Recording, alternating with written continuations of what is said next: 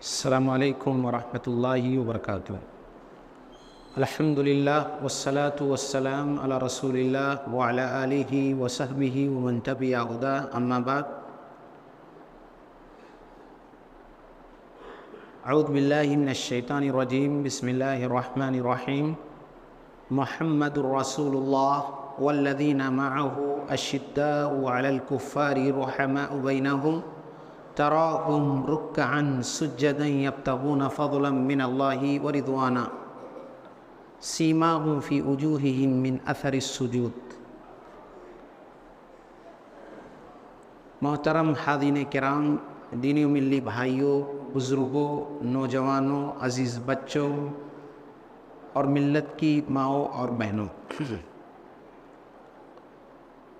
آج ہم اور آپ جس موضوع کے تحت کتاب و سنت کی روشنی میں کچھ باتیں سنیں گے، وہ انتہائی اہم اور حساس موضوع ہے، اور وہ موضوع ہے صحابہ کرام رضوان اللہ علیہم اجمعین سے متعلق۔ ان کی زندگی کے کچھ قابل نمونہ پہلو ہم دیکھیں گے تاکہ ہم اپنی زندگی کو اس کے مطابق ڈھالیں اور سنواریں۔ یاد رہے، صحابہ کرام رضوان اللہ علیہم اجمعین بہترین صدی کے بہترین لوگ تھے۔ یہ ہے تمام انبیاء میں جو سب سے افضل، سب سے بہتر، سارے انبیاء کے امام، سارے انسانوں کے سردار جناب عربی محمد الرسول اللہ صلی اللہ علیہ وسلم دین لے کر کے آئے تھے۔ قرآن و سنت کی شکل میں 23 سالہ دور میں اللہ رب العزت نے جو آپ کو دیا تھا، اسے علمی اور عملی انداز میں ہم اور آپ تک انہی صحابہ نے منتقل کیا۔ آپ صلی اللہ علیہ وسلم کی جو محنت ہوئی ہے، جو کوشش ہوئی ہے، جس کی بنیاد پر اپنوں کے علاوہ غیر بھی شہادت دیتے ہیں، آپ کی جن پر محنت ہوئی تھی وہ یہی صحابہ تھے، جن کے بارے میں رب العالمین فرماتا ہے ان اللہ اشتری من المؤمنین انفسهم واموالهم بان لهم الجنہ یقاتلون فی سبیل اللہ فیقتلون ویقتلون۔ اگر ہم غور کریں تو ہم اپنے بارے میں یہ فیصلہ نہیں کر سکتے کہ ہماری زندگی کس کام کے لیے صرف ہو رہی ہے، ہماری زندگی کا ہدف کیا ہے۔ ہم بہت نیک بنتے ہیں تو اپنے بچوں کی دینی تربیت کرتے ہیں، 5 وقتہ نمازی بن جاتے ہیں، روزے دار بن جاتے ہیں، اللہ کے راستے میں خرچ کرنے والے ہو جاتے ہیں، رات میں اٹھ کے تہجد پڑھنے والے ہو جاتے ہیں۔ لیکن یہ صحابہ، انہوں نے اپنی پوری زندگی اسلام کے لیے وقف کی تھی، اور یہ بات کسی انسان سے کہیں زیادہ اتھینٹک اللہ رب العزت کی بات لگتی ہے، کیونکہ اللہ رب العزت فرماتا ہے کہ اللہ تعالیٰ نے ان کی جانوں کو اور ان کے مالوں کو جنت کے بدلے خرید لیا، سودا کر لیا۔ اور جب یہ بات اللہ تعالیٰ کہہ رہا ہے تو وہی اللہ کہہ رہا ہے وَمَنْ أَصْدَقُ مِنَ اللَّهِ قِيلًا وَمَنْ أَصْدَقُ مِنَ اللَّهِ حَدِيثًا۔ اللہ سے بہتر کس کی بات ہو سکتی ہے، اللہ سے سچی کس کی بات ہو سکتی ہے۔ اور اس لیے کہ ہم اور آپ کوئی بات کہتے ہیں تو ہم آگے کو دیکھ کے نہیں کہتے، آگے ہم گیس کر سکتے ہیں، अनुमान لگا سکتے ہیں۔ ہماری باتیں ماضی کے اپنے تجربات یا اس فیلڈ کے ماہرین کے تجربات کی روشنی میں ہوتی ہیں، لیکن حالات آگے اس وقت جو نظر آ رہے ہیں ہو سکتا ہے کایا پلٹ جائے۔ اللہ رب العزت جب کوئی بات کہتا ہے تو اللہ رب العزت کو ما کان وما یکون وما لم یکن لو کان کیف یکون سب کا علم۔ جو چیزیں ہو چکی ہیں اس کا بھی اسے علم ہے، جو ہو رہی ہیں اس کا بھی اسے علم ہے، جو ہونے والی ہیں اس کا بھی علم ہے، جو چیزیں نہیں ہوں گی اگر ہوتی تو کیسی ہوتی اس کا بھی اسی میں۔ جب یہ اللہ رب العالمین ان صحابہ کے بارے میں کہتا ہے اور اس کی بات سے زیادہ سچی کسی کی نہیں ہو سکتی ہے، تو ہمیں ان صحابہ کی عظمت کو، ان کی فضیلت کو، ان کے مقام و مرتبے کو سمجھنا چاہیے، کیونکہ قرآن سے زیادہ سچی کوئی کتاب نہیں۔ اللہ نے اس کی حفاظت کی ذمہ داری لی ہے۔ اگر کسی مسلمان کے دل میں شبہ ہے تو اپنے ایمان کی خیر منائے۔ اللہ رب العزت نے فرمایا، جو آیت ابھی میں نے پڑھی اور جو شروع میں پڑھی اس کا معنی کیا ہے؟ محمد الرسول اللہ، محمد صلی اللہ علیہ وسلم اللہ کے رسول ہیں۔ والذین معہ، اور جو ان کے ساتھ ہیں، سر فہرست ابو بکر ہیں، آیت عمر ہیں، جو زندگی میں بھی تھے اور مرنے کے بعد بھی، قبریں دونوں کی آپ کے ساتھ ہیں، حضرت عثمان ہیں، حضرت علی ہیں، جن کا نام سر فہرست ہے وہ تو ہیں ہی، لیکن ان کے علاوہ اور بھی صحابہ کرام ہیں جن کے نام ہم میں سے بہت سارے لوگ نہ سنے نہ جانتے۔ اللہ فرماتا ہے کیسے ہیں؟ اشداء علی الکفار رحماء بینہم، کفار کے سلسلے میں انتہائی سخت ہیں۔ اب کفار کے سلسلے میں سخت ہیں تو کفار کے نقش قدم پر چلنے والے جو بھی ہیں ان کے خلاف وہ ننگی تلوار۔ رحماء بینہم، آپس میں رحم دل ہیں۔ یہ تو ان کے عقیدے کی بات ہے، ان کے منہج کی بات ہے، ان کی سوچ اور فکر کی بات ہے، لیکن پریکٹیکلی طور پر، عملی طور پر کیا ہیں؟ تراہم رکعا سجدا یبتغون فضلا من اللہ ورضوانا۔ یہ بہت بڑی تعریف ہے۔ اللہ تعالیٰ فرما رہا ہے ہم سب کو مخاطب کرتے ہوئے، آپ انہیں دیکھیں گے رکوع کے حالت میں، سجدے کی حالت میں۔ جب وہ زندہ نہیں ہے تو ہم کیسے دیکھیں گے؟ انہیں ہم قرآن سے دیکھیں گے، انہیں ہم احادیث رسول سے دیکھیں گے، انہیں ہم صحیح سیرت کی کتابوں میں دیکھیں گے، رکوع کے عالم میں، سجدے کے عالم میں، گویا ان کا خاص وصف ہے۔ اور اس سے زیادہ بڑھ کر آگے بات کیا ہے؟ ممکن ہے کوئی کہے ریاکاری ہے، اللہ فرماتا ہے یبتغون فضلا من اللہ ورضوانا۔ یہ رکوع و سجدہ جو کر رہے ہیں، یہ عبادت جو انجام دے رہے ہیں، اس کا مقصد ریاکاری نہیں ہے۔ ریاکاری تو منافقین کیا کرتے تھے، وَإِذَا قَامُوا إِلَى الصَّلَاةِ قَامُوا كُسَالَىٰ يُرَاءُونَ النَّاسَ لَا يَذْكُرُونَ اللَّهَ إِلَّا قَلِيلًا۔ جب وہ نماز کے لیے کھڑے ہوتے ہیں تو بہت ہی مریل انداز میں، سست انداز میں لوگوں کو دکھانے کے لیے وہ بہت کم اللہ کا ذکر کرتے ہیں، لیکن ان کی حالت کیا ہے؟ تراہم رکعا سجدا یبتغون فضلا من اللہ۔ اس نماز سے، ان عبادتوں سے وہ اللہ کا فضل اور اس کی رضامندی چاہتے ہیں۔ یہ آیتیں ہیں جس میں اللہ رب العزت نے ان کی فضیلت بیان کی۔ ایک دوسری آیت میں، بلکہ قرآن میں جتنی بھی آیتیں ہیں،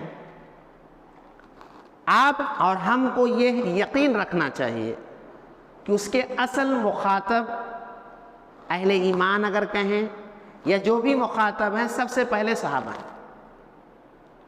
اللہ تعالیٰ اگر یہ کہہ رہا ہے کنتم خیر امۃ اخرجت للناس تأمرون بالمعروف وتنہون عن المنکر، کہ تم سب سے بہترین امت ہو، اگر ہم اور آپ اپنے بارے میں یہ کہتے ہیں کہ ہم اہل حدیث ہیں یا ہم فلاں مکتب فکر کے حامل ہیں، ہم بہتر ہیں، ہمارا فلاں متقی و پرہیزگار ہے کیونکہ وہ قرآن پڑھتا ہے، نمازیں پڑھتا ہے، عبادتیں کرتا ہے، تو اگر ہم اپنے ذاتی تجربے کی بنیاد پر کسی جماعت کو، کسی فرد کو، کسی امام کو، کسی قاری کو کہتے ہیں، تو اللہ رب العزت جنہیں کہہ رہا ہے وہ سب سے پہلے اس میں صحابہ داخل۔ اللہ فرماتا ہے کنتم خیر امۃ اخرجت للناس، تم سب سے بہترین امت ہو، سب سے بہترین لوگ ہو جنہیں اللہ نے لوگوں کے لیے برپا کیا۔ صحابہ کرام رضوان اللہ علیہم نے صرف ایک ہی دفعہ ہجرت نہیں کی تھی جو ہم نے پڑھا ہے یا جانا ہے، ان کی پوری زندگی ہجرت میں گزری ہے۔ حبشہ کی طرف انہوں نے ہجرت کی، مدینہ کی طرف انہوں نے ہجرت کی، نبی صلی اللہ علیہ وسلم کی وفات کے بعد مختلف جنگوں میں ادھر سے ادھر جاتے رہے، دین کی نشر اشاعت کے لیے کوئی بصرہ جا رہا ہے، کوئی کوفہ جا رہا ہے، کوئی مصر جا رہا ہے، کوئی مکہ میں رہ رہا ہے، کوئی مدینہ میں رہا ہے، دنیا کے کونے کونے، بلکہ بعض تو آپ کے ہندوستان میں بھی آئے۔ کیوں آئے تھے؟ کیوں جاتے تھے؟ کیوں گھر چھوڑے؟ کیوں جائیداد و پراپرٹی اور بھی بچوں کو چھوڑا؟ اس لیے چھوڑا تاکہ صحیح دین لوگوں تک پہنچ سکے۔ تو اللہ رب العزت نے انہیں سب سے بہترین امت کہا، اور صرف اللہ کے رب العالمین نے نہیں کہا بلکہ نبی صلی اللہ علیہ وسلم کی حدیث کو ملا لیں تو باتیں دونوں مطابق ہو جائیں گی۔ اللہ کے نبی نے فرمایا خیر القرون قرنی ثم الذین یلونہم ثم الذین یلونہم، سب سے بہترین زمانہ میرا زمانہ ہے، پھر اس کے بعد کا زمانہ، پھر اس کے بعد کو خیر القرون کہتے ہیں۔ اب آپ تصور کیجئے صحابہ بہتر ہوئے نبی کو دیکھ کر کے، یہ اتنے بہتر ہو گئے، اتنے کندن ہو گئے، اتنے اچھے ہو گئے کہ انہیں دیکھنے والے، ان کی صحبت میں رہنے والے تابعین بھی بہتر ہو گئے۔ آج ہم اپنی زبان کو خراب کریں، اپنے قلم کو خراب کریں، اپنے ذہن کو خراب کریں، اپنے ماحول کو خراب کریں، تو یہ سوچ لیں کہ نبی کہہ رہے ہیں کہ جو صحابہ میری صحبت سے فیض اٹھا کر کے بہتر ہو گئے، انہی صحابہ کی صحبت سے فیض ہو کر تابعین بہتر ہو گئے، اور صرف تابعین ہی نہیں تبع تابعین بھی بہتر ہو گئے، کیونکہ نبی صلی اللہ علیہ وسلم نے اس کی شہادت دی۔ اور اگر ایک اور حدیث ملا لیں تو بات اور واضح ہو جائے گی، وہ بھی صحیح حدیث ہے۔ اللہ کے نبی صلی اللہ علیہ وسلم نے فرمایا کہ ایک جماعت میدان جنگ میں ہوگی، سوال ہوگا کیا ان میں کوئی صحابی ہے؟ جب کہیں گے ہاں تو محض صحابہ کے ہونے کی وجہ سے فتح نصیب ہوگی۔ پھر جنگ ہوگی، پھر پوچھا جائے گا کیا کوئی ایسا بندہ ہے جو ایسے لوگوں سے ملا ہے جنہوں نے نبی کی صحبت اختیار کی، یعنی تابعین؟ کہیں گے ہاں، پھر ان کی وجہ سے اللہ رب العزت فتح نصیب فرمائے۔ ایسے ہی ایک اور جماعت جو ان تابعین کی صحبت میں رہ کر کے تبع تابعین بنے ہیں، ان کی موجودگی کی وجہ سے اللہ رب العزت انہیں فتح نصیب فرمائے۔ آپ تصور کیجئے آج ہم لوگ کسی انسان کے، نبی صلی اللہ علیہ وسلم کو چھوڑ کے تبرک کے قائل نہیں، لیکن یہ حدیث بتلا رہی ہے، نبی صلی اللہ علیہ وسلم کا فرمان بتلا رہا ہے کہ یہ صحابہ کتنے زیادہ اچھے تھے۔ ذرا غور کیجئے، ہم اور آپ کا یہ تجربہ ہے کہ کوئی بندہ غلطی کرتا ہے تو اسے ہم معاف کر دیتے ہیں یا سزا دیتے ہیں، جیسا کہ دنیا کا دستور ہے۔ صحابہ ہماری طرح انسان ہیں، ان سے بھی غلطی ہو سکتی ہے، لیکن اللہ رب العزت انہیں یہ نہیں کہتا ہم نے معاف کیا ہے، بلکہ ہمارا برتاؤ کسی ایسے بندے کے ساتھ جو ہماری موجودگی، عدم موجودگی میں، ہماری کمپنی، ہماری فیکٹری، ہمارے کارخانے، ہمارے اسکول، ہمارے کالج میں وہ امپلائی جو رہتا ہے، جو ہمارے ساتھ مخلص ہے، جو ہمیشہ ہمارے ساتھ وفاداری کا برتاؤ کرتا ہے، تو ہر بوس، ہر مالک اسے کہتا ہے یہ میرا بہت اچھا انسان ہے، میں اس سے خوش ہوں، میں اس سے راضی ہوں۔ لیکن اگر کوئی بندہ غلطی کرتا ہے تو کہتا ہے چلو میں تمہیں اس بار معاف کرتا ہوں، آئندہ غلطی نہ کر۔ یہ دو کیٹیگری ہوتی ہے لوگوں میں۔ اللہ رب العزت نے ایک نہیں، قرآن کریم میں کئی صورتوں میں، کئی مقام پر 4 یا 5 دفعہ اللہ رب العزت نے ان صحابہ کے بارے میں رضی اللہ عنہم ورضوا عنہ کا پروانہ 5 دفعہ۔ آپ کئی صورتوں میں اس چیز کو سورہ مائدہ میں، سورہ توبہ میں، سورہ فتح میں، سورہ مجادلہ میں، سورہ بینہ میں کئی دفعہ اللہ رب العزت یہ کہہ رہا ہے رضی اللہ عنہم ورضوا عنہ، اللہ ان سے راضی ہوا اور یہ اللہ سے راضی ہوئے۔ اب اسے ملا لیں کہ کون کہہ رہا ہے، کس کی بات سب سے زیادہ سچی ہے؟ کہنے والے کو ماضی، حال، مستقبل سب کا علم ہے، کہنے والا صحابہ کی اس زندگی کو بھی جانتا ہے جو آپ کے ساتھ گزری، اس زندگی کو بھی جانتا ہے کہنے والا جو آپ کی وفات، نبی صلی اللہ علیہ وسلم کی وفات کے بعد گزری، اور ان کی وفات تک کے حالات کو سامنے رکھتے ہوئے قرآن میں یہ آیت نازل کرتا ہے رضی اللہ عنہم ورضوا عنہ۔ اس سے ہمیں صحابہ کی عظمت کا اندازہ لگایا جا سکتا ہے۔ اس سلسلے میں مشہور صحابی رسول، بلکہ صحابہ میں، علماء صحابہ میں، جلد وفات پانے والے صحابہ میں عبداللہ بن مسعود رضی اللہ کا نام آتا ہے۔ وہ کہتے ہیں کہ ان اللہ نظر فی قلوب العباد، اللہ رب العزت نے تمام انسانوں کے دلوں کو دیکھا، سب سے بہترین دل اللہ کے نبی صلی اللہ علیہ وسلم کا پایا، اور انہیں اپنی رسالت کے لیے، اپنی نبوت کے لیے منتخب فرمایا۔ اس کے بعد دیکھا سب سے بہترین دل صحابہ کرام کا، انہیں اپنے نبی کے لیے وزیر اور مشیر کے طور پہ منتخب فرمایا۔ ظاہر سی بات ہے، اچھے استاد اس کے اچھے اسٹوڈنٹ سے پہچانے جاتے ہیں، اچھی کمپنی کے پروڈکٹ سے پہچانی جاتی ہے، اور ایسے ہم اس چیز کو تجربے میں جانتے ہیں۔ اللہ کے نبی صلی اللہ علیہ وسلم کے صحابہ کے بارے میں یہی عبداللہ بن مسعود جہاں یہ بات کہتے ہیں، وہیں دوسری جگہ کہتے ہیں من کان مستنن فلیستن بمن قد مات، اور بعض روایتوں میں من کان متأسیاً فلیتأسی من قد مات۔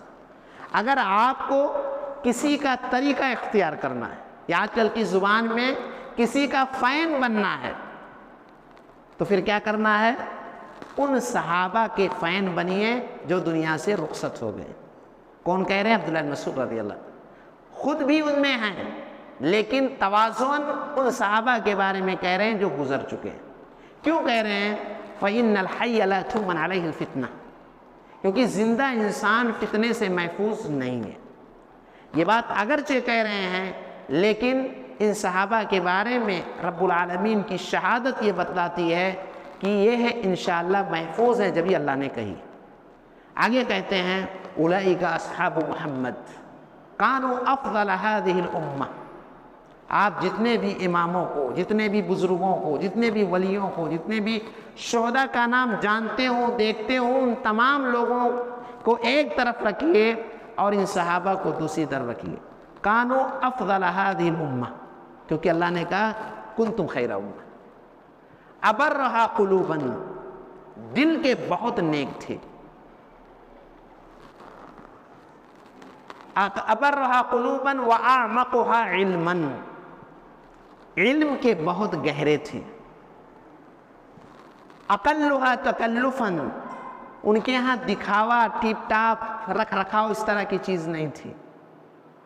اختارہم اللہ لصحبت نبیہ ولاقامت دینہ، انہیں اللہ تعالیٰ نے چنا تھا اپنے نبی کی صحبت کے لیے، اپنے دین کو قائم کرنے کے لیے، لہٰذا ان کے فضل و مقام کو پہچانیے اور انہی کے نقش قدم پر چلنے کی کوشش کیجیے۔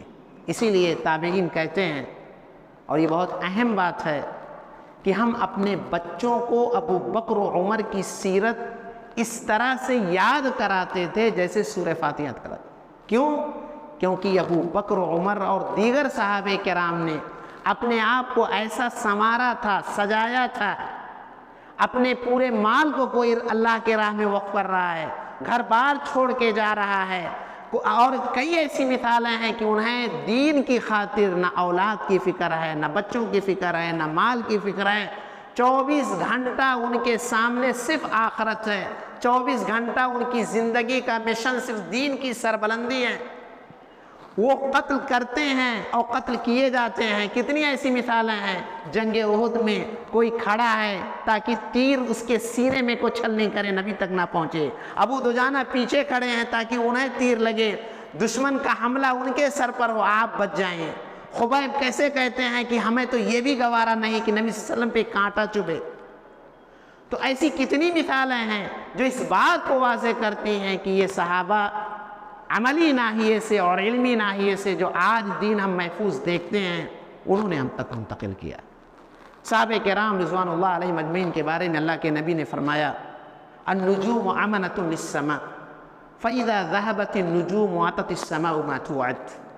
یہ جو ستارے ہم دیکھتے ہیں یہ آسمان کی سیفٹی کے لیے، لیکن جب یہ ستارے ٹوٹ جائیں گے تو آسمان ختم ہو جائے گا۔ پھر اللہ کے نبی فرماتے ہیں کہ میں اپنی امت کے لیے سیفٹی ہوں، کیونکہ اللہ تعالیٰ نے فرمایا کہ کسی بھی قوم پر اس امت پر اللہ رب العزت 2 صورتوں میں عذاب نہیں لائے گا. جب تک اے نبی آپ ہوں گے اور آپ کے نہ رہنے کے بعد جب تک یہ قوم توبہ استغفار کرتی رہے. تو اللہ کے نبی نے کہا کہ وَأَنَا أَمَنَةٌ لِأُمَّتِي، میں اس امت کے لیے امان ہوں، سیفٹی کا ذریعہ ہوں. پھر اللہ کے نبی صلی اللہ علیہ وسلم نے کہا کہ میرے صحابہ یہ اس امت کے لیے امان ہے. یہ بہت اہم بات کہی. کیا یہ مثال کافی نہیں کہ اللہ کے نبی دنیا سے جاتے ہیں، کئی طرح کے فتنے رونما ہوتے ہیں. وہ ابو بکر جسے لوگ نرم دل کہتے تھے، وہ ابو بکر جنہیں اب عمر رضی اللہ کے مقابل میں لوگ خاموش مزاج سمجھتے تھے، لیکن انہوں نے مرتدین کا بھی مقابلہ کیا. انہی کے زمانے میں مدعی نبوت اور دیگر مدعیان نبوت کا مقابلہ ہوا، مانعین زکوٰۃ کا مقابلہ ہوا، بلکہ امت کے ایمان کو بچانے میں وہ رول ادا کیا جو کسی نے نہیں کیا. یہ قرآن جو ہم آج دیکھتے ہیں، حضرت عمر رضی اللہ تعالیٰ عنہ کے زمانے میں اسے لکھایا گیا، اسے محفوظ کرایا گیا. تو یہ حدیث بتلاتی ہے کہ صحابہ کرام کا رتبہ اور مقام کیا ہے. اور ہم خود غور کر لیں کہ اگر ہم یا ہم میں سے کوئی بندہ ان صحابہ کرام کے سلسلے میں اپنی زبان خراب کرتا ہے یا ان کی عظمت کو نہیں پہچانتا ہے، تو صرف یہی نہیں کہ وہ اللہ رب العزت، رسول اکرم صلی اللہ علیہ وسلم اور قرآن و حدیث کے اندر جو فضائل آئے ہوئے ہیں ان تمام چیزوں کا انکار کر رہا ہے یا ان تمام چیزوں کے سلسلے میں غلط بیانی سے کام لے رہا ہے. یہ اس کے علاوہ بے شمار آیتیں ہیں جس میں اللہ رب العزت نے ان صحابہ کی فضیلت کو اور مختصر انداز میں اللہ تعالیٰ نے کہا وَكُلًّا وَعْدَ اللَّهُ الْحُسْنَى. چاہے کوئی فتح مکہ سے پہلے اسلام لایا ہو یا فتح مکہ کے بعد اسلام لایا ہو، كُلًّا وَعْدَ اللَّهُ الْحُسْنَى، اللہ تعالیٰ نے سب سے جنت کا وعدہ کیا ہے. کیونکہ دوسری آیت میں ہے لِلَّذِينَ أَحْسَنُوا الْحُسْنَى وَزِيَادَةٌ. تو حسنہ سے مراد جیسا کہ صحیح مسلم میں ہے یہ ہے جنت ہے، اور زیادہ سے مراد یہ رؤیت باری تعالیٰ ہے. تو تمام صحابہ کرام کو اللہ تعالیٰ جنت کی سرٹیفکیٹ دے رہا ہے. آپ خود غور کریں، جنگ بدر کے شرکاء کے لیے اللہ کے نبی صلی اللہ علیہ وسلم نے کہا کہ لعل اللہ اطلع علی اہل بدر اعملوا ما شئتم فقد غفرت لکم. اللہ تعالیٰ ان کے بارے میں باخبر ہے، اسی لیے کہا تم جو بھی کرو اللہ نے تمہیں بخش دیا ہے.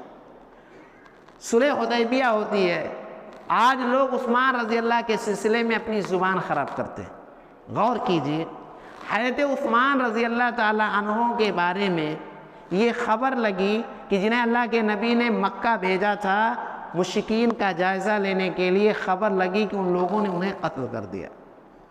اللہ کے نبی صلی اللہ علیہ وسلم نے ان کے خون کا بدلہ لینے کے لیے 1400 صحابہ جو ان کے ساتھ تھے بیعت لی اور کہا یہ میرا ہاتھ ہے، لیکن یہ سمجھیں کہ حضرت عثمان کا ہاتھ ہے، ان کے خون کا ہم لوگ بدلہ لیں گے. اللہ تعالیٰ نے کیا کہا؟ لَقَدْ رَضِيَ اللَّهُ عَنِ الْمُؤْمِنِينَ إِذْ يُبَايِعُونَكَ تَحْتَ الشَّجَرَةِ فَعَلِمَ مَا فِي قُلُوبِهِمْ. تصور کیجیے، ان کے خون کا بدلہ لینے کے لیے عہد و پیمان کر رہے صحابہ جن کی تعداد 1400 ہے، اللہ تعالیٰ ان سے اپنی رضامندی کا اظہار کرتے ہوئے کہتا ہے کہ جس وقت وہ درخت کے نیچے بیعت کر رہے تھے اللہ تعالیٰ ان سے راضی ہو گیا، کیونکہ اللہ تعالیٰ ان کے دلوں کے حال کو جانتا. اسی طرح سے ابھی میں نے فتح مکہ کے موقع پر، فتح مکہ کے بعد سن 9 ہجری میں جو جنگ تبوک ہوئی ہے، اللہ تعالیٰ نے وہاں پر بھی سرٹیفکیٹ دی کہ اللہ نے سبوں کو بخش دیا ہے، جس میں گنتی کے چند صحابہ جیسے کہ مرارہ بن ربیع، ہلال ابن امیہ، کعب بن مالک یا عبداللہ ابن مکتوم یا عورتیں جو نہیں جا سکتی تھیں، ان کے علاوہ سب کے سب شریک ہوئے تھے منافقین کو چھوڑ کر کے. اللہ رب العزت نے یہ وعدہ کیا ہے اور یہ سنایا ہے، لہذا ہمیں ان صحابہ کی عظمت کو سمجھنا چاہیے. اس یہی وجہ ہے کہ عشرہ مبشرہ بالجنہ سعید ابن زید جو ان 10 لوگوں میں سے ہیں جنہیں ایک مجلس میں اللہ کے نبی نے جنت کی بشارت دی تھی، انہوں نے کہا تھا کہ تم میں سے کوئی شخص اگر نوح علیہ السلام کی عمر بھی پا جائے 1000 سال، تو صحابہ کے ایک دن یا چند پل جو آپ صلی اللہ علیہ وسلم کے ساتھ گزرے ہیں وہ درجہ نہیں پا سکتے۔ اور وہ تو چھوڑیے، وہ مشہور حدیث آپ کو یاد ہوگی جو صحیح بخاری میں ہے کہ ایک دفعہ عبد الرحمن ابن عوف جو مکہ میں ایمان لاتے ہیں شروع میں، اور خالد ابن ولید جو فتح مکہ کے موقع پر مسلمان ہوتے ہیں۔ خالد ابن ولید کے کیا کارنامے ہیں تاریخ میں بھرے پڑے ہیں۔ عبد الرحمن ابن عوف پہلے مسلمان ہوتے ہیں، شروع میں مسلمان ہوتے ہیں، لیکن دونوں میں کچھ نوک جھوک ہو جاتی ہے۔ خالد بن ولید کچھ زیادتی کر جاتے ہیں گفتگو میں، تو اللہ کے نبی نے خالد بن ولید جو صحابی ہیں، اتنے بڑے ہیں، اللہ کی تلوار کا خطاب جنگ موطا میں جنہیں ملتا ہے، اللہ کے نبی صلی اللہ علیہ وسلم فرماتے ہیں لا تسبوا اصحابی فوالذی نفسی بیدی لو انفق احد مثل احد ذهب ما بلغ مد احدهم ولا نصیفا۔ مخاطب خالد کو کر رہے ہیں، لیکن حقیقت میں ساری امت کو مخاطب کر رہے ہیں۔ کیا کہا کہ میرے صحابہ کو برا بھلا نہ کہو۔ کیوں؟ فوالذی نفسی بیدی، قسم ہے اس ذات کی جس کے ہاتھ میں میری جان ہے، لو انفق احد مثل احد ذهب، احد پہاڑی جو کئی کلومیٹر لمبائی میں ہے، 1000 میٹر سے زیادہ اونچائی ہے اور چوڑائی بھی اچھی خاصی ہے، اس کے برابر اے خالد، بعد میں ایمان لانے والے تم صحابی گرچہ ہو، اور تمہارے بعد جو صحابہ نہیں بھی ہیں قیامت تک، ان لوگوں کو مخاطب کرتے کہہ رہے ہیں احد پہاڑی کے برابر تم لوگ سونا خرچ کرو، اور میرے عبد الرحمن بن عوف جیسے لوگ یہ آدھا kg یا ہاف یعنی 1 پاؤ یہ سونا خرچ کریں تو ان کے برابر تم نہیں پہنچ سکتے۔ یہی وجہ ہے کہ ایک دفعہ مشہور امام عبداللہ بن مبارک رحمۃ اللہ علیہ سے کسی نے پوچھا کہ معاویہ رضی اللہ تعالیٰ عنہ افضل ہیں یا عمر بن عبدالعزیز رحمۃ اللہ علیہ۔ عمر بن عبدالعزیز یہ صحابی نہیں ہے، تابعی ہے، لیکن انتہائی انصاف پرور اور بہت اچھے خلیفہ گزرے ہیں، ہر کوئی ان کی تعریف کرتا ہے۔ تو عبداللہ بن مبارک جو بہت بڑے امام ہیں کہتے ہیں کہ تم کمپریزن کر رہے ہو، موازنہ کر رہے ہو۔ اللہ کی قسم، اللہ کے نبی صلی اللہ علیہ وسلم کے ساتھ جنگ میں جب وہ ہوتے تھے تو ان کے گھوڑے کے ناک میں جو دھول ہوتی تھی اس درجے کو نہیں پہنچ سکتے۔ کیسے پہنچ سکتے ہیں کہ جب وہ نبی صلی اللہ علیہ وسلم کے ساتھ نماز پڑھ رہے ہیں اور آپ صلی اللہ علیہ وسلم سمیع اللہ لمن حمدہ کہتے ہیں تو حضرت معاویہ بھی اس میں شامل ہیں جن کے حمد کو اللہ نے سن رکھی۔ تو یہ مقام ہے، یہ مرتبہ ہے، یہ فضیلت ہے ان صحابہ کی، لہذا ہمیں اسے سمجھنا چاہیے اور اس کے مطابق غور کرنا چاہیے۔ آئیے ان کی زندگی کے کچھ نمونے دیکھتے ہیں۔ سب سے پہلی چیز یہ ہے کہ اللہ تعالیٰ نے ان کے ایمان کو ہمارے لیے معیار بنایا ہے، یعنی دوسرے لفظوں میں ان کا ایمان آئینہ ہے، اور اس آئینے میں ہم اپنے ایمان کو دیکھیں گے کہ کتنا ہمارے اندر گند ہے، کتنی گندگی ہے، کتنا صاف و شفاف۔ اللہ فرماتا ہے فَإِنْ آمَنُوا بِمِثْلِ مَا آمَنْتُمْ بِهِ فَقَدْ اهْتَدَوْا وَإِنْ تَوَلَّوْا فَإِنَّمَا هُمْ فِي شِقَاقٍ فَسَيَكْفِيكَهُمُ اللَّهُ وَهُوَ السَّمِيعُ الْعَلِيمُ۔ غور کیجئے، اللہ کیا فرما رہا ہے؟ فَإِنْ آمَنُوا بِمِثْلِ مَا آمَنْتُمْ بِهِ۔ آمَنْتُمْ بِهِ عربی جاننے والے لوگ سمجھتے ہیں کہ یہاں خطاب صحابہ کو ہے۔ اے صحابہ، اگر تمہاری طرح یہ لوگ ایمان لائے، یہ لوگ سے کون ہیں؟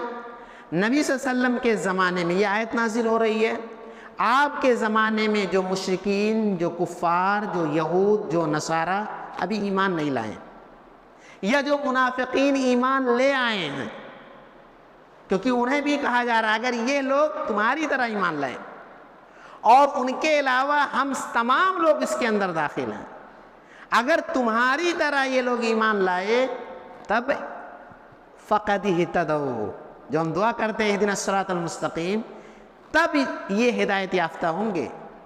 غور کیجئے، بہت اہم بات۔ آگے فرمایا وَإِن تَوَلَّوْا، اگر روگردانی کی لوگوں نے ایمان کے مسئلے میں تمہیں معیار نہیں بنایا بلکہ تمہارے ایمان کے بارے میں شبہ کرنا شروع کر دیا، تو کیا ہوگا؟ وَإِن تَوَلَّوْا فَإِنَّمَا هُمْ فِي شِقَاقٍ، تو پھر ایسی صورت میں یہ اپوزیشن میں چلے جائیں گے، تمہارے اینٹی ہو جائیں گے۔ تمہیں جو فضیلت ملی ہے، جو رتبہ ملا ہے، جو مقام و مرتبہ نبی کی زبانی، اللہ کی زبانی ملا ہے، اور اللہ اور نبی کے علاوہ حیرت ہوتی ہے کہ نصارہ جو عیسائی تھے جب ان صحابہ کو دیکھتے تھے تو کہتے تھے کہ اگرچہ ہم عیسائی ہیں لیکن آپ لوگ ہمارے ان حواریوں سے جو عیسیٰ علیہ السلام کے ساتھ سے بہتر ہے۔ اللہ فرماتا ہے فَإِنَّمَا هُمْ فِي شِقَاقٍ فَسَيَكْفِيكَهُمُ اللَّهُ، دھمکی دے رہا اللہ تعالیٰ ان سے نمٹنے کے لیے کافی ہے۔ وَهُوَ السَّمِيعُ الْعَلِيمُ، اس وقت سے لے کر قیامت تک جتنے لوگ ان صحابہ کے سلسلے میں اپنی زبان کو، اپنے قلم کو خراب کر رہے ہیں، اللہ تعالیٰ کہہ رہا ہے وہ سننے والا ہے، علیم جاننے والا ہے۔ اس آیت کے اندر اللہ تعالیٰ نے ان کے ایمان کو معیار قرار دیا۔ کیوں قرار دیا؟ سورہ حجرات میں اللہ رب العزت نے اس کی مزید وضاحت کی، وَلَكِنَّ اللَّهَ حَبَّبَ إِلَيْكُمُ الْإِيمَانَ وَزَيَّنَهُ فِي قُلُوبِكُمْ وَكَرَّهَ إِلَيْكُمُ الْكُفْرَ وَالْفُسُوقَ وَالْعِصْيَانَ أُولَئِكَ هُمُ الرَّاشِدُونَ۔ اللہ نے کیا فرمایا؟ صحابہ ہی کو مخاطب کرتے ہوئے کہ اللہ نے حَبَّبَ إِلَيْكُمُ الْإِيمَانَ، ایمان کو تمہارے لیے محبوب قرار دیا، وَزَيَّنَهُ فِي قُلُوبِكُمْ، اور صرف پسندیدہ اور محبوب نہیں بلکہ تمہارے دلوں کے اندر اس کو مزین کیا، اس کو آراستہ و پیراستہ۔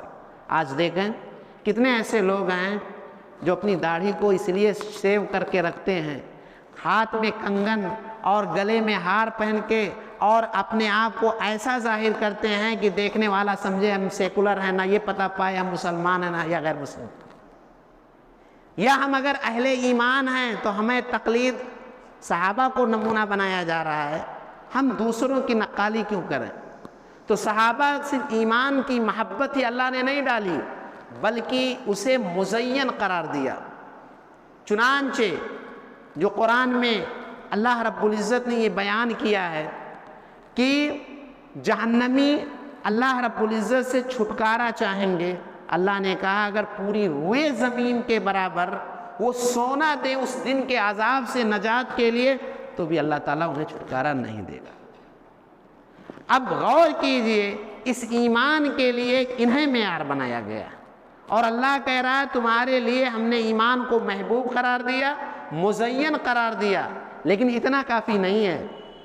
وَكَرَّهَ إِلَيْكُمُ الْكُفْرَ وَالْفُسُوقَ وَالْعِصْيَانَ، گناہ تین طرح کے ہوتے ہیں۔ شرک و کفر جو گناہ کی سب سے اعلیٰ قسم ہے، اس کے بعد کبیرہ گناہ ہیں، زناکاری، ڈکیتی، چوری، اس قسم کے گناہ، ان کو اللہ تعالیٰ نے فسوق کہا۔ فسق کہتے ہیں جو گناہ ظاہر ہو، اور اس کے بعد کہا عصیان جو صغیرہ گناہ ہے، یعنی گناہ کی تینوں کیٹیگری بیان کرنے کے بعد کیا کہا؟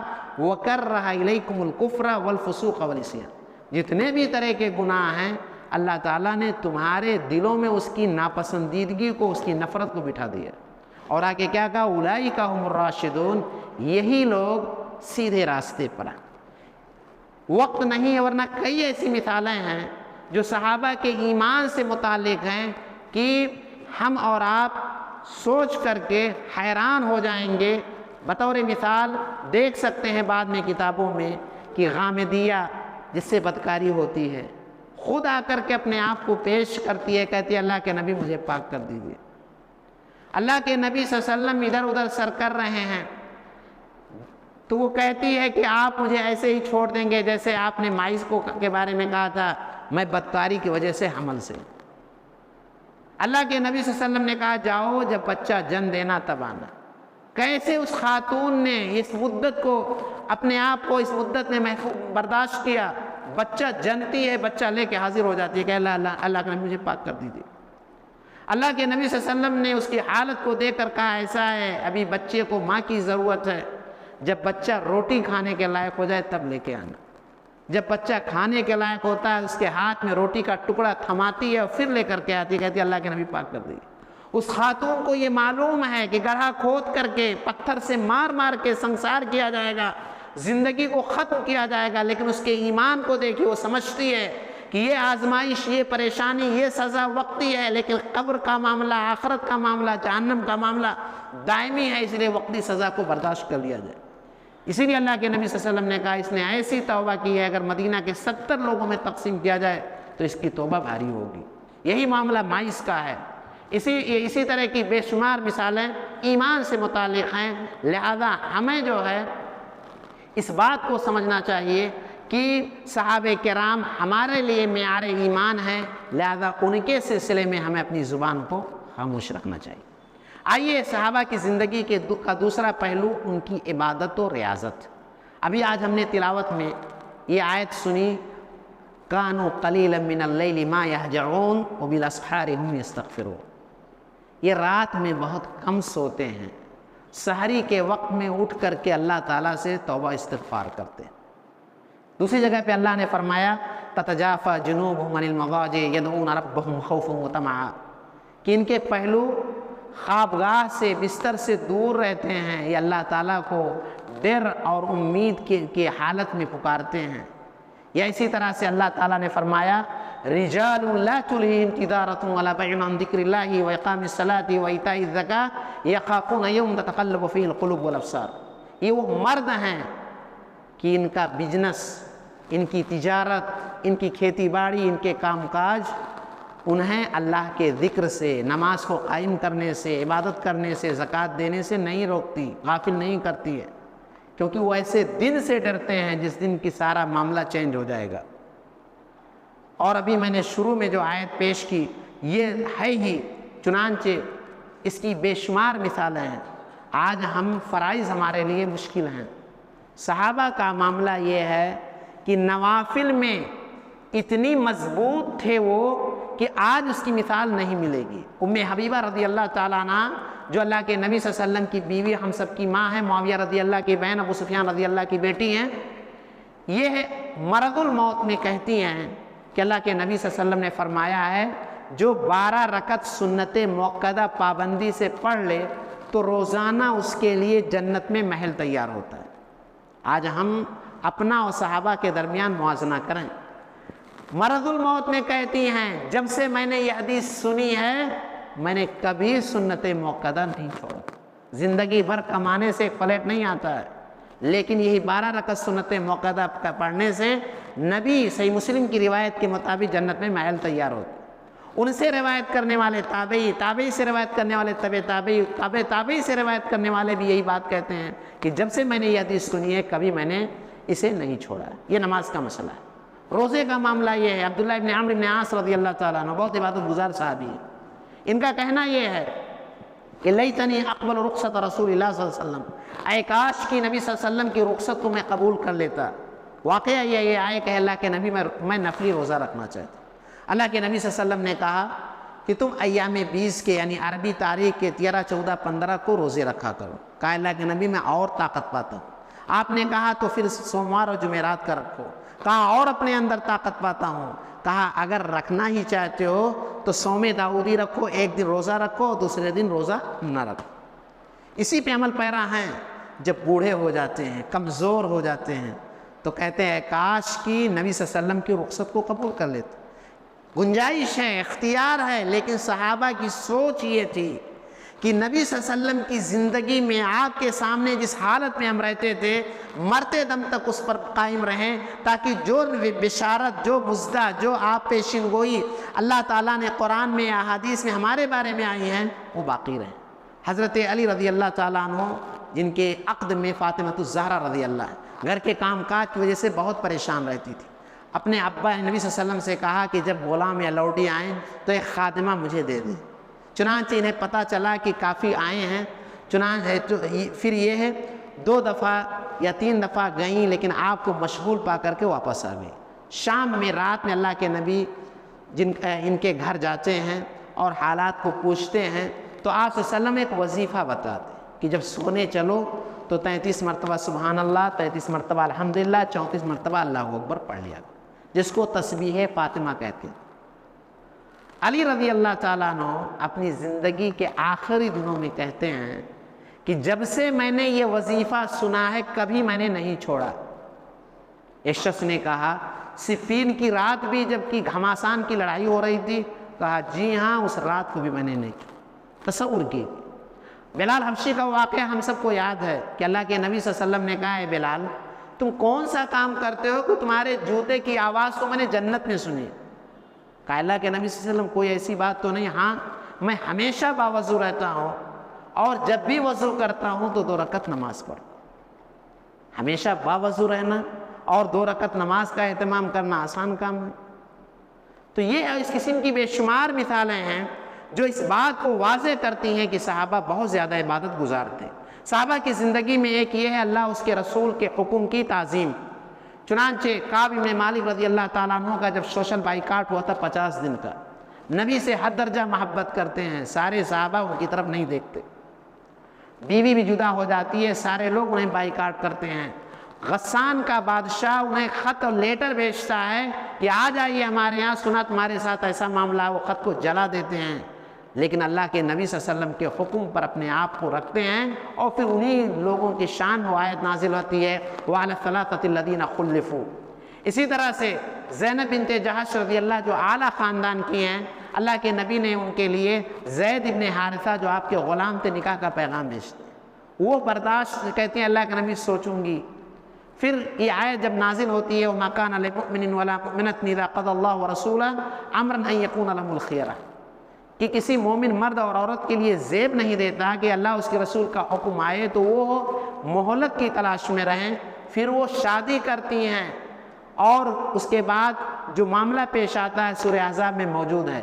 اسی طرح سے اس سے زیادہ واضح مثال کہ جنگ احد میں جس میں 70 صحابہ شہید ہوئے تھے، اللہ کے نبی صلی اللہ علیہ وسلم کے دندان مبارک شہید ہوئے تھے، سر زخمی ہوا تھا، ابھی صحابہ کرام گھر پہنچے تھے، تھکے لٹے اور دشمنوں کے مار کو سہے ہوئے ابھی آئے تھے کہ خبر آتی ہے کہ مدینہ سے قریب حمراء الاسد ایک جگہ ہے، وہاں سے دوبارہ مکہ والے حملہ کرنا چاہتے۔ اللہ کے نبی صلی اللہ علیہ وسلم نے یہ جب کہا تو صحابہ پھر بھی تیار ہو گئے ان کے مقابلے کے لیے، اور اللہ رب العزت کو ان کی یہ ادا اتنی پسند آئی کہ قرآن میں یہ آیت نازل فرمائی الذین استجابوا للہ والرسول من بعد ما اصابهم القرح، کہ زخموں سے چور ہونے کے باوجود بھی انہوں نے اللہ اس کے رسول کے حکم پر لبیک کہا۔ اسی طرح سے عروہ بن مسعود ثقفی جو صحیح بخاری کی روایت ہے، یہ ہے پہلے ایک طرح سے قاصد تھے مکہ کے مشرکین کی طرف سے۔ جب یہ صلح حدیبیہ کے موقع پر صحابہ کا نبی صلی اللہ علیہ وسلم کے ساتھ برتاؤ دیکھا تو اس موقع پہ نقشہ جو مسلمان ہونے کے بعد کھینچتے ہیں، صحیح بخاری موجود ہے، وہ کہتے ہیں قوم کے لوگوں میں بڑے بڑے بادشاہوں کے پاس گیا ہوں، قیصر کے پاس گیا، کسریٰ کے پاس گیا، نجاشی کے پاس گیا، اور بادشاہوں کے یہاں درباری ہوتے ہیں، وہاں ان کے جی حضوری کرنے والے ہوتے ہیں، سامنے لوگ سب کچھ نچھاور کرنے کے لیے تیار ہوتے ہیں۔ تو کہتے ہیں میں نے کسی بادشاہ کو نہیں دیکھا کہ اس کے حواری مواری اتنی تعظیم کرتے ہوں جتنا کہ محمد کے ساتھی محمد صلی اللہ علیہ وسلم کی تعظیم کرتے ہیں۔ آگے کہتے ہیں کہ آپ تھوکتے نہیں ہیں کہ تھوک کسی کے ہاتھ میں پڑتا ہے اور وہ اپنے چہرے پر اپنے جسم میں لگاتے ہیں، آپ کسی کام کا حکم دیتے ہیں لوگ دوڑ پڑتے ہیں، آپ وضو کرتے ہیں وضو کا پانی لینے کے لیے لگتا ہے لوگ لڑ پڑیں گے، اور جب آپ گفتگو کرتے ہیں نگاہیں نیچی کر لیتے ہیں، تعظیم میں لوگ آنکھ بھر کر کے آپ صلی اللہ علیہ وسلم کو نہیں دیکھتے ہیں۔ تو یہ صحابہ کرام کے ہاں تعظیم کا پہلو ہے۔ اسی طرح سے ان کی زندگی کا ایک نمونہ یہ بھی ہے کہ وہ اللہ کے لیے دوستی کرتے تھے اور اللہ کے لیے دشمنی کرتے تھے، جس کو الحب للہ والبغض للہ کہتے ہیں، یا اور واضح لفظوں میں ولا اور برا کہتے ہیں۔ مشہور آیت سورہ مزمل کی ہے جس میں اللہ تعالیٰ نے کہا لا تجد قوم یؤمنون باللہ والیوم الآخر یوادون من حاد اللہ ورسولہ، کہ آپ ایمان اللہ اور یوم آخرت پر ایمان رکھنے والوں کو نہیں پائیں گے کہ اللہ اس کے رسول کے دشمن سے وہ دوستی کرے۔ صحابہ کے بارے میں اللہ نے یہ آیت نازل فرمائی، آگے فرمایا وَلَوْ كَانَ آبَاؤُهُمْ أَوْ أَبْنَاؤُهُمْ أَوْ إِخْوَانُهُمْ أَوْ عَشِيرَتُهُمْ، چاہے یہ اللہ کے دشمن ان کے باپ ہو۔ چنانچہ اسی جنگ میں یہ بات آتی ہے کہ ایک صحابی نے جنگ بدر میں عبیدہ رضی اللہ نے اپنے باپ کو قتل کیا تھا، ابنا ہوں، بیٹے ہی ہوں۔ حضرت جنگ بعد میں حضرت ابوبکر رضی اللہ کے بیٹے عبد الرحمن جب مسلمان ہوتے ہیں تو کہتے ہیں اے ابا، اس جنگ میں ایسا موقع ملا تھا کہ اگر میں چاہتا تو آپ کی گردن اڑا دیتا، لیکن آپ باپ تھے اس لیے میں نے ہمت نہیں کی۔ حضرت ابوبکر نے کہا کاش کی وہ موقع مجھے ملا ہو۔ اس سے اندازہ لگا سکتے ہیں کہ صحابہ کے ہاں کیا تھا۔ آگے فرمایا او اخوانہ ہو، یا ان کے بھائی ہوں۔ مصعب ابن عمیر رضی اللہ نے اسی جنگ میں اپنے بھائی عبید ابن عمیر کو قتل کیا تھا۔ او عشیرتہم، یا ان کے خاندان کے لوگ ہوں۔ آج خاندان کی سے کتنی لڑائی ہوتی ہے۔ بدر کی لڑائی میں جب اللہ کے نبی صلی اللہ علیہ وسلم نے انصار صحابہ کو مشرکین مکہ کے خلاف بھیجا تو ان لوگوں نے کہا ہم ان سے لڑنے نہیں آئے، تو اپنے خاندان والوں سے لڑنے آئے۔ پھر اللہ کے نبی صلی اللہ علیہ وسلم نے اپنے خاندان کے لوگوں کو جب بھیجا اور لڑائی ہوئی، اور اسی جنگ میں جب بدر کے قیدیوں کا مسئلہ آیا تھا تو حضرت عمر کا یہی مشورہ تھا کہ اللہ کے نبی، جس کا جو رشتہ دار ہے اس کے حوالے اسے کیجئے، وہ اسے قتل کرے تاکہ اللہ رب العزت کو یہ معلوم ہو جائے کہ ہمارے دلوں میں مشرکین کے لیے کچھ نہیں ہے۔ تو یہ صحابہ کرام کے یہاں یہ ہے، اور اس کے علاوہ کئی ساری مثالیں ہیں۔ آئیے ایک دوسری صحابہ کی زندگی میں ایک دوسری چیز دیکھتے ہیں، اور وہ یہ ہے کہ صحابہ کرام دنیا سے بے رغبت تھے۔ چنانچہ اللہ کے نبی صلی اللہ علیہ وسلم نے یہی تربیت کی تھی کہ لو کانت الدنیا تزن عند اللہ جناح بعوضہ لما سقى کافر شربة ماء، اگر مکھی کے پر کے برابر بھی دنیا کی اہمیت رب کی نگاہ میں ہوتی تو کافر ایک گھونٹ پانی کے سے ترس جاتا۔ صحابہ کرام رضوان اللہ علیہم اجمعین کی زندگی میں ہم جانتے ہیں کہ جنگ تبوک کے موقع پر حضرت ابوبکر پورا مال لے کے آتے ہیں، حضرت عمر آدھا مال لے کر کے آتے ہیں، حضرت عثمان سب سے زیادہ مال اس میں دیتے ہیں۔ اللہ نے انہی کے بارے میں کہا وَيُؤْثِرُونَ عَلَىٰ أَنفُسِهِمْ وَلَوْ كَانَ بِهِمْ خَصَاصَةٌ۔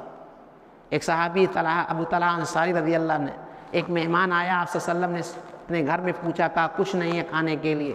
صحابہ سے پوچھا، کسی نے کہا کچھ نہیں، سبوں نے کہا کچھ نہیں ہے۔ ابو طلحہ نے کہا اللہ کے نبی، میں آپ کے مہمان کی مہمان نوازی کرتا ہوں۔ گھر میں پوچھا بھی نہیں، اجازت بھی نہیں لے گئے، پتہ چلا کہ صرف بچوں کے کھانے، گھر والوں کے کھانے کا انتظام ہے، بقیہ کچھ نہیں ہے۔ انہوں نے کہا یہ اللہ کے نبی کے مہمان ہیں، بچوں کو کسی طرح سے پھسلا پہلا کر سلا دو۔ ایک آدمی کا کھانا ہے جو سارے گھر والوں کے لیے کافی نہیں ہے، اور کھلانا ہے مہمان کو۔ دوسری ترکیب یہ کرو کہ جب مہمان کے سامنے کھانا رکھو اور یہ ہو کہ بیٹھنا ہے تو چراغ کو گل کر دو، مہمان سمجھے کہ میں بھی کھا رہا ہوں، حالانکہ وہ صرف تنہا کھا رہا ہے۔ یہ ماجرا ہو گیا۔ فجر کی نماز میں جب جاتے ہیں تو اللہ کے نبی صلی اللہ علیہ وسلم فرماتے ہیں رات میں جو معاملہ پیش آیا اللہ تعالیٰ کو اس سے ہنسی آئی ہے، اور پھر یہ آیت نازل ہوئی کہ وہ تنگ دستی کے باوجود دوسروں کو اپنے اوپر ترجیح دیتے ہیں۔ صحابہ کی زندگی کا ایک نمونہ یہ ہے کہ ان کے ہاں اتحاد و اتفاق بہت تھا، کیونکہ اللہ تعالیٰ نے فرمایا کہ اے لو انفقت ما فی الارض جميعا ما الفت بین قلوبہم ولکن اللہ الف بینہم۔ اے نبی، دنیا کی تمام نعمتوں کو لوگوں کے دلوں کو جوڑنے کے لیے خرچ کرتے تھے تو آپ جوڑ نہیں سکتے تھے۔ ایک دفعہ ہم اور آپ یہ مسئلہ جانتے ہیں کہ حج میں 2 رکعت کر کے 4 رکعت والی نماز پڑھیں گے۔ یہ الگ بات ہے، بعض لوگ اس پر عمل نہیں کرتے۔ یہی معاملہ جیسا کہ صحیح حدیث میں ہے، اللہ کے نبی کے زمانے میں تھا، ابوبکر رضی اللہ کے، عمر رضی اللہ کے، عثمان رضی اللہ کے شروع کے زمانے میں۔ بعد میں ہے تو عثمان رضی اللہ تعالیٰ عنہ 4 رکعت پڑھنے لگے۔ عبداللہ بن مسعود رضی اللہ تعالیٰ عنہ نے مخالفت کی، لیکن ان کی اقتداء میں انہوں نے بھی 4 رکعت نماز پڑھی مینا میں۔ تو کسی نے کہا آپ تو مخالفت کرتے ہیں پھر کیوں پڑھتے ہیں؟ تو کہتے ہیں اختلاف شر ہے، اختلاف کرنا فتنوں کو جنم دیتا ہے، اس لیے میں نے کوئی گناہ نہیں کیا، یہ افضل مفضول کا مسئلہ ہے، میں نے پڑھ لیا۔ اس کے علاوہ اللہ کے نبی صلی اللہ علیہ وسلم کی وفات ہوتی ہے، 5 اختلافات ہوتے ہیں۔ یہ بھی اختلاف ہوتا ہے خلافت، خلیفہ کون بنے گا، یہ بھی اختلاف ہوتا ہے آپ کی وفات ہوئی ہے یا نہیں ہوئی ہے، یہ بھی اختلاف ہوتا ہے آپ کو کپڑے میں نہلایا جائے گا یا کپڑا اتار کے نہلایا جائے گا، یہ بھی اختلاف ہوتا ہے کہ آپ کی قبر بغلی ہوگی یا آپ کی قبر جس طرح سے ہم اور آپ کی شق ہوتی ہے اس طرح سے ہوگی۔ لیکن ان تمام اختلافات احادیث کی روشنی میں اور صحابہ کے بیان کی وجہ سے، اللہ کے نبی صلی اللہ علیہ وسلم کے فرمان کو بتانے کی وجہ سے سارے اختلافات ختم ہو جاتے ہیں، اور یہ صحابہ اپنے دلوں میں کوئی اور چیز نہیں رکھتے ہیں۔ یہ اور اس قسم کی بہت ساری مثالیں ان کی ایک دوسرے کی خیرخواہی سے متعلق، شجاعت و بہادری سے متعلق بہت ساری چیزیں ہیں، لیکن انہی پر اپنی بات کو میں ختم کرتا ہوں، وقت کچھ زیادہ ہی ہو رہا ہے۔ اللہ رب العزت سے دعا ہے کہ الہ العالمین تو ہمیں صحابہ کرام کی عظمت کو اپنے سینوں میں سجانے کی توفیق عطا فرما، ان کے مقام و مرتبے کو پہچاننے کی توفیق عطا فرما، ہمیں صحابہ کو اپنی زندگی میں آئیڈیل بنانے کی توفیق عطا فرما، ایمان کے مسئلے میں، عبادت کے مسئلے میں یا زندگی کے تمام گوشوں میں ہمیں صحابہ کو آئینہ بنانے کی توفیق عطا فرما، کیونکہ یہ صحابہ نبی صلی اللہ علیہ وسلم کی مدرسے کے فارغ ہیں، نبی صلی اللہ علیہ وسلم نے انہیں ان کی تربیت کی ہے، دین کو سب سے زیادہ سمجھنے والے یہ تھے۔ الہ العالمین تو ہمیں توفیق دے کہ ہم صحیح معنوں میں ان سے محبت کریں، عقیدت رکھیں اور ان کے سلسلے میں پڑھیں اور جانیں، اور اسی کے نقش قدم پر ہم اپنے بچوں کی تربیت کریں۔ الہ العالمین ہمیں ایسے تمام لوگوں کے شر سے، فتنوں سے محفوظ رکھ جو صحابہ کی شان میں گستاخیاں کرتے ہیں، اور اللہ اس کے رسول کی شان میں، صحابہ کی شان میں گستاخی کر کے گستاخی کرتے ہیں۔ الہ العالمین ایسے تمام لوگوں سے ہمیں محفوظ رکھ، آمین، تقبل یا رب العالمین۔